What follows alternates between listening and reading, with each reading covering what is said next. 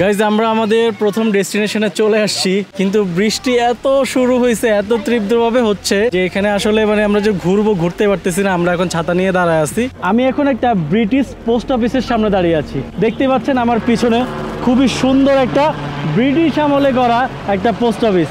আর এই পোস্ট অফিসটা যেরকম সুন্দর, আর এই এরিয়াটা হচ্ছে, এই সিটিটা আরো বেশি সুন্দর।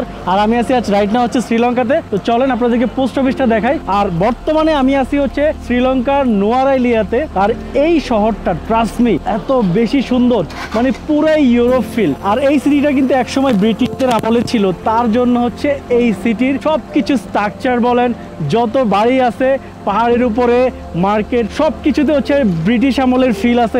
ব্রিটিশ স্ট্রাকচার দিয়ে তৈরি করা, একদম সবগুলো ব্রিটিশ আমলের বাড়ি। তো চলেন পোস্ট অফিসটার ইনসাইডটা দেখাই, তারপর আপনাদেরকে সিটিটা দেখাবো। সিটিটা যে এত বেশি নিট এন্ড ক্লিন আর এত বেশি সুন্দর, পুরাই ইউরোপ ফিল। চলেন। তো সবচেয়ে অবাক করা বিষয় হচ্ছে এটাই যে আসলে এই ডিজিটাল যুগে এসেও সবাই আসলে চিঠি পাঠানোর ব্যাপারটা একটু ফিল নিতেছে আর কি।